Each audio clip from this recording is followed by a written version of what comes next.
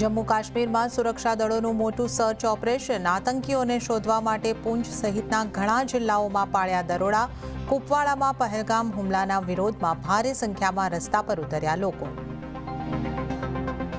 આવતીકાલે કેબિનેટ અને cabinet committee on સિક્યોરિટીની મહત્વની બેઠક. એક સપ્તાહમાં સતત બીજી વખત થશે CCSની બેઠક. પહેલગામ હુમલા બાદ પરિસ્થિતિની થશે સમીક્ષા. પહેલગામ હુમલા પર વધ્યું રાજકીય ઘમાસાણ. કોંગ્રેસે એક્સ ઉપર કર્યું વિવાદિત પોસ્ટ. લખ્યું, જવાબદારીના સમયે ગાયબ. બીજેપીએ કોંગ્રેસ ઉપર કર્યો પલટવાર. કહ્યું, પાકિસ્તાનની ભાષા બોલી રહી છે કોંગ્રેસ.